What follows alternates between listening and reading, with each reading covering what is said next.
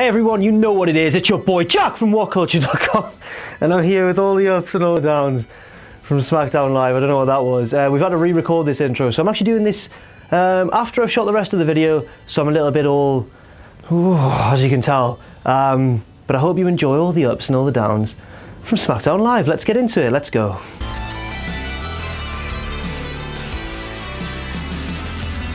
First up, who should open the show but the new champion John Cena, fresh from victory at the Royal Rumble. He's now a 16-time world champion. He's held 16 world titles, and he's normally really good when he's won a belt. Cena's often been criticised for being a bit, oh shucks, never mind when he loses a belt. But throughout his career, whenever he's won a title, Cena often, values it, prides himself for having it. He did it with the US title as well. Learned from that, Roman Reigns.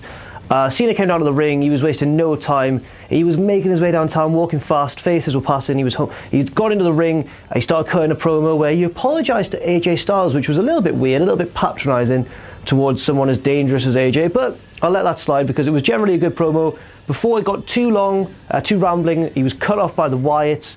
Randy Orton and Bray Wyatt at least. They came down to the ring and they were about to attack.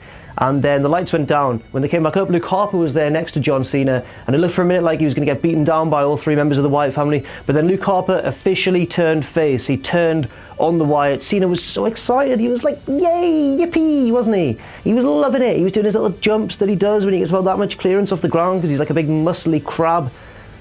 God, but it was good. It was good. It was good. It gets an up. It gets the first up of the video. 1-0 to the ups. Now it's time to talk about that match itself. It was a really good tag match, but the ending was a shock. I was shocked when I watched it. Well, I wasn't. I'd already seen spoilers on Twitter, but I'm not going to complain about that.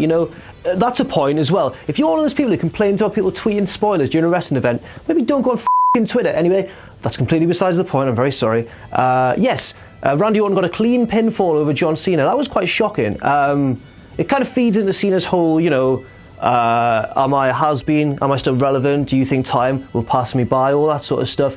And it makes Randy Orton look really strong as well, having just won the Rumble.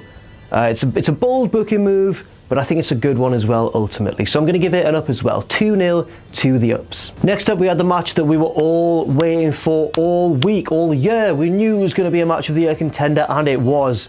Carmella versus Delilah Dawson. Carmella won in about a minute or two after Ellsworth, helped her. And I just don't like how Ellsworth's helping her beat, jobbers, for lack of a better word. Doesn't really make Carmella look strong or particularly, devious, really. It just makes them both look very petty and stupid. I'm not buying them as heels. I'm not buying it. I'm just not. It gets her down. Next up, we had Dolph Ziggler versus Kalisto Lucha. It was a very quick, very fast-paced match. They all did their usual stuff. Ziggler went for the super kick a bunch of times. Kalisto hit the top rope a bunch of times and was like, if I could fall into the sky, would I hit you with a move? That was his thought process, I guess. In the end, Ziggler won and then tried to take off Kalisto's mask, and it was a bit... Everyone tries to take off Kalisto's mask, and then, Kalisto looked to the entrance ramp and he was like, I need you and I miss you. And then Apollo Crews ran out and chased off Dolph Ziggler. And you know what? I'm going to give this a down because WWE often do this thing during mid-card feuds where they just do the same thing every week. Back in the Attitude Era, if they were building a mid-card feud, there'd be slightly different things every week. It would feature the same superstars, but the things would be different, you know what I mean? This time, it's kind of like Carmella and Ellsworth cost a jobber every week. Ziggler's, horrible to Apollo Crews and Kalisto every week, and then they save each other. It's the same thing every week. And just because it's SmackDown doesn't mean it's exempt from criticism. So I am going to give it a down, and I'm sorry. Aww. Next up, a lovely little match between... That's really sexist because it's a women's match. Lovely little match. It's lovely. They're doing really well. No, of course, I'm not like that when it comes to women's wrestling. It was a great match. That's much better between Naomi. It's all gone to No, Naomi, Becky Lynch, Mickie James, and Alexa Bliss. And the faces won. Naomi got the pinfall over the champion. Champions losing left, right, and centre on this week's SmackDown. This seems to be setting up a feud between Naomi and Alexa, which I'm fine about. Naomi's actually looking pretty good in this match. She was doing some complicated long sequences. She had a great hot tag and all that sort of stuff. Mickie James and Becky Lynch, if they have a singles match, I'm very excited for. That could be a technical masterclass. yeah, I've got no complaints here. Again, a bold booking decision to have the champion lose, but I'm not too bothered about that. I'm going to give it an up. Now on to possibly the most infuriating part of the show, because I love American Alpha. They're really, really good, and they've just kind of been forgotten. The tag division's kind of been forgotten about ever since they won the titles. There was no SmackDown tag team match on the Royal Rumble, on the pre-show even, as well as the main card. And this time there was no actual match on SmackDown either. American Alpha came out and said, look, we've got no challengers, what the f***'s going on? And then they said, no, you know what, we're going to do an open challenge. And then everyone came out, apart from the Revival. Please call up the Revival at some point, please, oh my god. But yes, then every other tag team in the blue brand locker room came out, and they all had a massive brawl that went on for so long. Like so long. There was an advert break in the middle of it. It went on for so long. You could just see odd little figures doing. You could see Rhino making his way through the crowds, and then you could just, people started getting thrown over the top rope. Eventually, American Alpha, Heath Slater and Rhino were the remaining 4 men in the ring.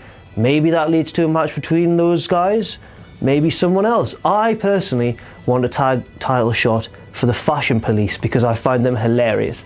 But no, this segment gets an absolute down. I found it very frustrating. I hope next week we at least get some substance to the tag team division again. And relax. Now we get to the main event, and no beating about the bush here. I'm going to give it an up. It was a good match between AJ Styles and Dean Ambrose. They worked really well. And again, yet again, for the 3rd time on the show, a champion took a pinfall. Dean Ambrose was pinned by AJ Styles. He is, of course, currently the Intercontinental Champion. And yeah, it's another bold move on SmackDown. The champs were losing left, right and centre. The Miz and Baron Corbin were on commentary, and they bickered quite a lot, and they had some hashtag banter. Banter. Then after the match, Corbin ran in, laid out Ambrose, laid out Miz. Corbin stands tall. He looks to be the next big guy getting a push on the SmackDown roster. But you know, with AJ Styles and John Cena as the 2 champions, he's probably going to have to walk 1,000 miles to get a title shot. 1,000 miles. It's an up. So yeah, I've been Jack from WhatCulture.com. Thank you very much for watching SmackDown Ups and Downs, and the ups have just edged out the downs, but it was a slightly weaker week for SmackDown, I think. The big matches were good, but the filler was pretty garbage, to be honest. Let's hope they can get back on track next week with a better showing. But for now, I've been Jack from WhatCulture.com. You can follow me at Jack the Jobber, not Jack_the Jobber anymore, at Jack the Jobber. You can follow Phil at Chambers Philip. Thank you, Phil, for editing. Thank you, sir.